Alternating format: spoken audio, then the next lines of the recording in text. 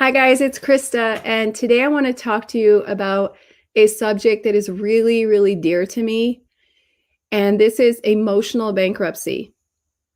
So I don't know if you've heard of this term before, but today I'm going to be telling you what it is, how it happens, why it happens, how to avoid it, and what to do if you already get to that point.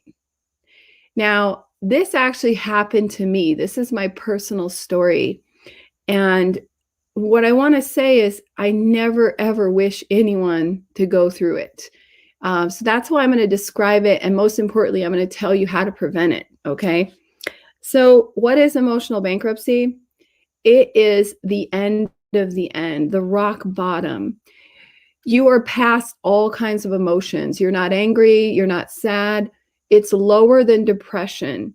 You literally are numb and you have no energy even to be sad anymore. So all you feel is emptiness and numbness and the desire for everything to stop, everything to just end. It's like worse than indifference. It's just, there's nothing left for you to give. Now, how does someone get to that point, right? Well, it's almost like when you're driving your car and you see the little warning light that you need to put gas in your car, and you just ignore it and you keep driving until all of a sudden your car literally just stops in the middle of the road and you have no more gas. That's what I would describe emotional bankruptcy like. But obviously, there's a lot of warning signs. And in a way, I feel like for me, it snuck up on me all at once, because just like when you're driving a car, maybe you think, okay, I can push my car a little bit further. I'll make it to the gas station. I can wait a little bit longer. And no, you can't. Then all of a sudden it conks out, right? So a human being is like that as well. If you're running on empty for a long time, you can't expect to be pushing yourself even further. You will just stop. And that's what happened to me. That's pretty much like a breakdown, right? And there were a lot of warning signs of this about to happen. So basically, when you think emotional bankruptcy, before then, what has to happen is that you've been pushing yourself for quite a while over your limits. What does that look like? It means not getting enough sleep, not eating correctly, taking on way too much work, taking on way too many things outside of work, right? Additional things, living in a stressful environment. Most importantly, not getting enough support, not asking for help, not saying no, not setting boundaries. So as you can see, some of the things I'm describing are the remedy as well, like to avoid it, right? But basically, when it starts is more earlier on. It's in your head. It's the desire to be everything, to be an overachiever. If you're an ambitious A-type person, you're at high risk for this. So this video is particularly for you, because if you are just running on empty, sooner or later, you think you're invincible. You really think, hey, I've been doing this for a while. I can handle this, and you can't. And then you just conk out. So let's go back to how to fix it and how to avoid it. Most importantly, is you have to start by getting rid of those expectations to be the best in everything. You can be great at a few things. You cannot be great at everything. And to get past that mental block, to say, I'm no longer going to put up with perfectionism. I'm actually going to follow what my heart's telling me and focus on a few things and protect myself from the rest. And that really takes a lot of mindset work, because why are we that way in the first place? Because from a very early age in childhood, most of us are driven to be perfectionists or overachievers. We get rewarded by achievement. We get measured by achievement. in our homes, at school, in our communities, in society, everything has to be measured. And so from an early age, you feel like, okay, I have to be the best I can be in all these areas. Um, and for women, I would say it's even worse because we also feel like not only do we have to perform just like men, just like boys, but we also have to be the most attractive, the thinnest. We have to take care of ourselves. Our looks are very important. So, what I'm saying is we live in a society that is pushing us towards emotional bankruptcy because the more we follow these outward things, the less we actually nurture ourselves, right? So the first step is just recognizing how you've been conditioned and undoing that conditioning. And in my coaching practice, the Sassy Method, I do mindset life coaching where I help people do this and go back and uncondition. And believe me, it takes a lot of time because the longer you've been at it and the more rewarded you've been for acting that way, the harder it is to stop, right? And so here's the thing. Once you accept that you can't be perfect in all areas, you're going to cut yourself some slack. It doesn't mean letting go and saying, okay, that's it. I'm just going to, just wing my life. I'm not going to succeed in my life. No, on the contrary, you're going to prioritize and you're going to let go of the rest. So when I ask you, is something important? How about putting that into perspective, saying, this thing that I'm trying to do, and I'm not only trying to do it, I'm trying to do it really, really well. Will it be important in 1 year from now? Will it be important in 10 years from now? And if the answer is no, it's probably not worth it, So there's the 3 Ds. There's delegate, decline, or do. And in life, you've got this big to-do list. And most importantly, you should decline. So you have to learn to say no to a lot more things if you don't want to suffer from emotional bankruptcy, right? So decline, decline, decline, and learn how to do it guilt-free. Learn how to politely say to somebody, hey, I really appreciate your offer, but unfortunately, my plate's full right now. Or that doesn't quite align with my current goals. If something changes, I'll let you know. That's how you do it in a polite way. And you have to take some time, I would say, to feel that that's natural to say no, especially if you're an overachiever perfectionist that says yes to everything. So decline, delegate. One of the biggest ways to avoid emotional bankruptcy, aka burnout, is ask for help. So when you have a task, think about it and say, how can I involve other people? How can I share the responsibility with other people? Don't take it all on yourself. The other day, I was exchanging some message with a mom, and this mom was complaining about burnout and complaining that she's taking on all the housework, all the childcare, and her full-time job.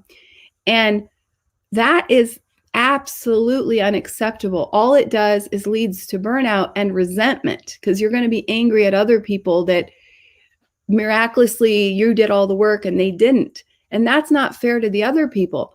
Instead, you have to approach the other people and you have to delegate, And if you're in a job, you have to also sometimes decline. You have to tell your boss, I've got too many projects going on right now. I can't possibly take on another one. Now, we've been conditioned to see this as a weakness, saying no to things, but it's not. It's a strength. What it means is you have self-respect. I will respect you more if you stand up and say, no, thank you. I appreciate the offer, but I'm not interested, or I can't do it. Or you go back to your boss and you explain where things are at. I'll have a lot more respect for you than if you just say yes to everything. So it's not actually a strength. It's a weakness to say yes to everything. So, and the third thing is do. So prioritize what you really want to accomplish in your life. And this goes back into designing a life plan. I highly believe that every person needs to design a life plan. And what that means is you sit down and you map out your vision of how the life looks that you want to lead. And here's the thing. We've been so conditioned in our definition of success that we see life as a bunch of material things. So 9 out of 10 times, someone who's never done this, they'll just start putting together a bunch of material objects like a beautiful house, a great car, all the material things they want. And money does not buy you happiness. So when I say to design a life you want to lead, I'm thinking more along the type of life you want to lead. Do you want to be in a city and have a lot of vibrant activity going on all around you? Or would you prefer to live in the country and have a lot of peace and quiet and a lot of open space? Those are the kind of things. And in my life coaching, I help my clients design their life plan. It also has to tie back into your values. So that's another way to avoid emotional bankruptcy is if you have clearly defined your values, it's easy to say no to things that don't align with your values. These don't mean anything to you. This isn't really anything that would matter in your life, and that's important. It's important to figure out what you want to do in your life and who you are. So having this life plan with clear values mapped back into your goals is beautiful, because ultimately you only get one life. So how are you going to spend this one beautiful life you have? Are you going to spend it being burnt out and, most importantly, taking on way too many tasks for way too many people that don't even matter to you, right? And in the end, you lose, because if you burn out, you burn out, right? So one of the things when I talk about emotional bankruptcy is thinking about what emptiness versus being full, right? And in your life, you're either empty emotionally or you're full emotionally. So how do you differentiate those two? So empty emotionally means, number one, you're not doing things that align with your values. So you're taking on tasks or you're living a life, but these things aren't really what you most in your heart value. So maybe it's people pleasing, maybe it's perfectionism, maybe you just like being a victim. But for whatever reason, there's no judgment. But it is interesting to kind of go into your individual logic, why you're doing these things, to understand. But no matter what, you've come to a place where you're emotionally empty. There's nothing there. The other component is support. You become emotionally empty when you don't have the right support around you. A lot of it is your own fault for not asking for help and not saying no to other people. Like we talked about, decline and delegate. But the bottom line is you're not getting anything that fills you up. You're not getting the help you need, and you're not doing things that fill you up. So, and this goes back into your energy. So for me, being emotionally empty or being emotionally full directly translates into your energy. So what are the people, places, and things that fill you with joy and with energy, that when you think of those things, you practice those things, you're with those people or in those places, that you just feel energized, right? So, for example, running. If you love running and after you've gone on a good run, you feel so energized, that's a thing that's giving you energy, right? It's filling you up. So we need to make a list and map out the things in our lives that give us energy, good energy, right?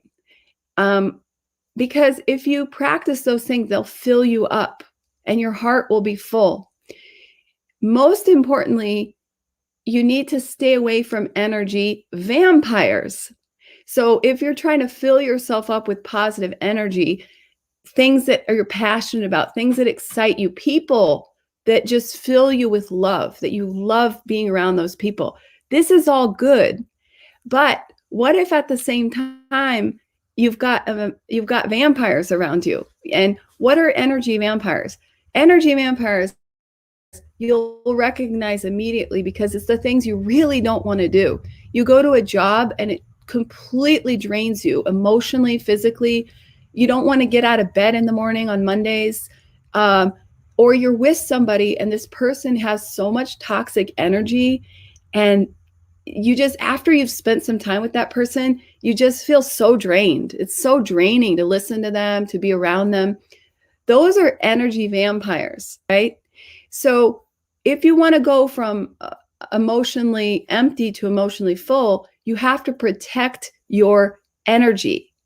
So one of the things that you can do, besides getting out of a bad job, getting away from bad people, life is still going to throw you things that suck up your energy. Standing in line, and there's a very long line, but you have to go into a building, that sucks up your energy. Getting into a traffic jam and having to sit in your car and wait, that sucks up your energy.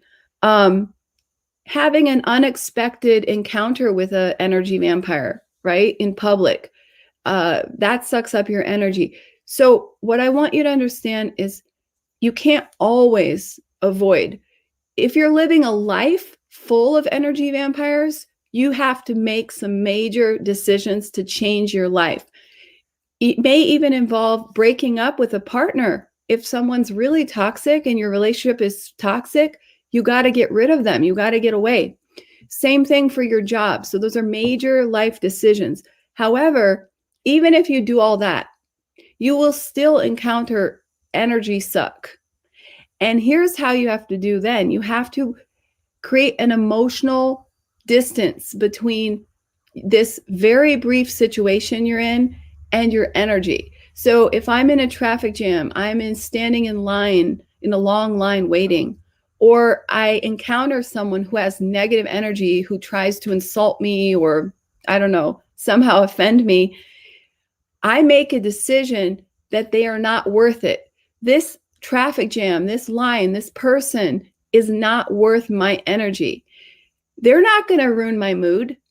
So I protect my energy. I'm very conscious of this, and I'm very clear about creating that emotional boundary between me and the situation. So if I go and I see, oh crap, there's a long line, or oh, I'm stuck in traffic, I acknowledge the crappiness of it, but I don't stay there. I don't let myself sit in that feeling of frustration or anger or whatever. Instead, I just concentrate on other things, and I go and I'm like, okay, this is a fact that I have to be in this traffic jam for a little while, or I have to stand in line, or this person was just really shitty to me, but I'm not going to internalize it. I'm just going to acknowledge it and then refocus my energy back on my thoughts. And one of the things I do a lot is I have my earbuds and I listen to podcasts. I listen to audiobooks. So if I have some time to kill, instead of getting angry about it, those are the things I do. And I also practice empathy and compassion. So if a troll or a unfriendly person comes and suddenly insults me, instead of being angry at that person, I've come to a point in my life where I feel deep compassion for them. And I can sincerely feel sorry that they are so upset, so negative, so toxic, and really wish them the best, really hope that they find their inner peace, because I'm recognizing that it's not about me. They're insulting me because they're unhappy, not because something's wrong with me. I'm not perfect, but I know that I don't go around insulting other people because I just don't have that negativity in me. So if someone goes around insulting other people, there has to be a major problem of unhappiness in their lives, right? So we talked about protecting your energy so that you can be full instead of empty, right? Then I think that if you don't, what happens if you don't do all this? Like I said in the beginning, I became emotionally bankrupt because I pushed myself further than I should go. I kept trying to do more and more and more, and without any support and with a lot of pressure. So because I'd set myself up to be the go-to person um, with all these responsibilities and no support, that I literally had no one to turn to. And the people who I could turn to would be angry at me. They would not be they would not support me or have empathy. They would be angry. They would say, "But you said you were going to do this, or you committed to these things, and now you're trying to get out of your responsibilities." That would be the reaction I would get. So you have to remind yourself in the beginning of setting boundaries and saying no to a lot of things, declining, delegating. But it goes even deeper. Now I just want to go one level deeper, and that is into your core self-esteem, your core self-worth. Because I mentioned that a lot of the reasons that we become these types of overachiever yes people and pushing ourselves past our limits that we should is because of conditioning. When we're kids, we're taught that love comes from minding your parents, obeying the rules, performing well, right? And so from a very deep sense of our self-worth is, am I good enough? And the more I achieve, the more I'll be loved. The more people will love me and accept me. And on the contrary, if I start saying no, people won't love me anymore, right? I'll get less love. So if you understand those several layers of where this is coming from, why it's coming, you can do a lot of work for yourself. You can go deep into yourself and you can think, how can I uncondition my sense of worth from performance? How can I separate those two things and say, I am worthy as a human being? Even if I don't perform well, even if I fail, even if I decline and I opt out of something, I still am worthy and I still will get love. So this is really important to separate your performance from your value as a human being, because emotional bankruptcy, because we're way down deep, it goes into, what do you think you're worth on this planet? Why are you here? And we attach our performance, constantly achieving, pushing more to our worth. And then we wonder why we become emotionally bankrupt, right?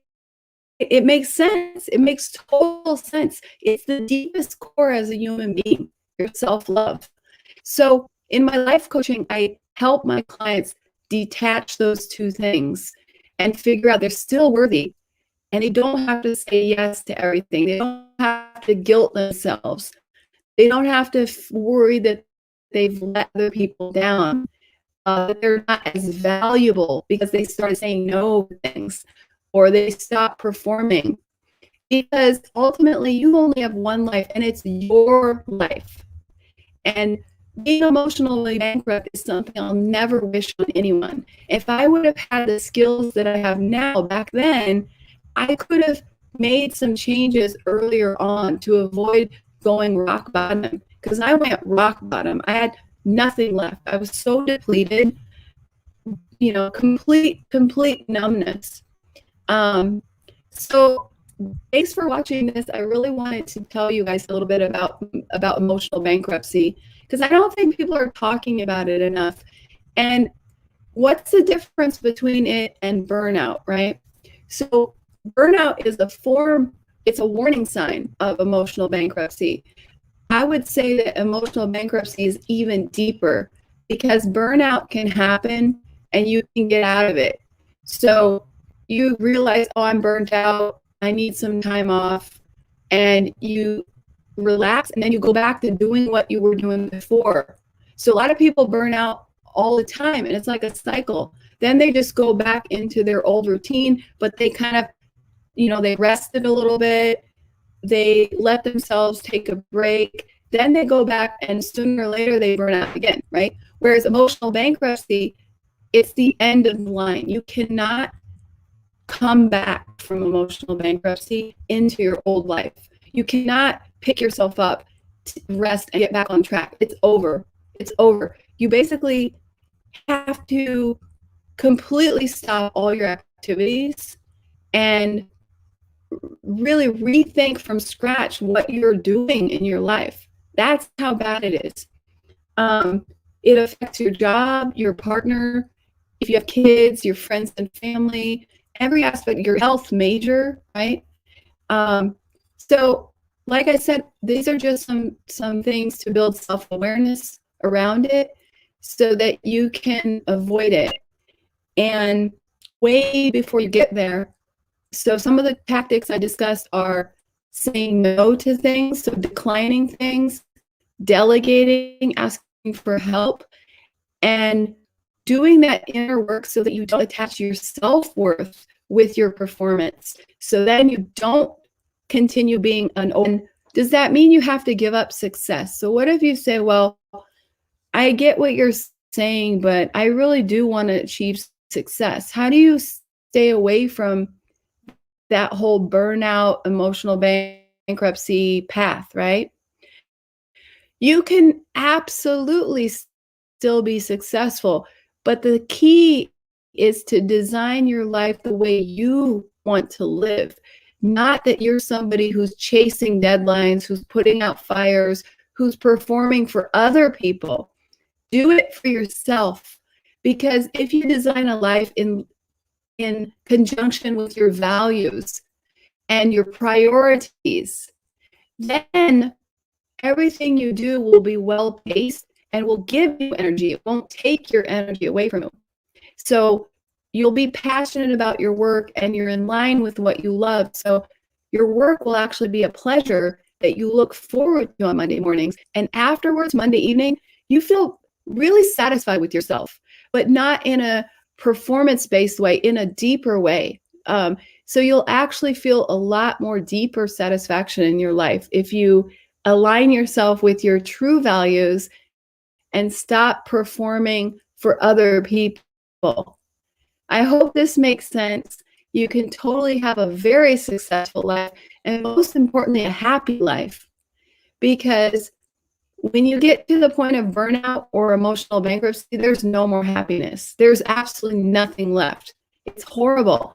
And I think that today a lot of people are at risk for this. I really do think that a lot of people are living this way and need to stop. And unfortunately, I hope it won't come to a wake-up call like a burnout for them to realize it. I hope that people can, on their own, realize that it's time to design your life the way you want to live. And another wake-up call that happened for me was losing my dad. And that it was not a wake-up call, it was a reminder that I'm living the life that I want versus the life that was imposed on me or designed by society. Because when you lose someone, it just is a reminder how short life is.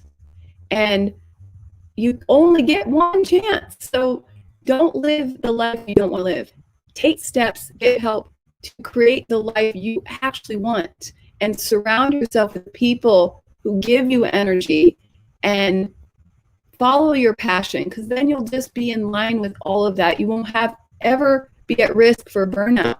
You just can't burn out when you're doing something you love, and you're setting clear boundaries and you're doing it from a place of self-love.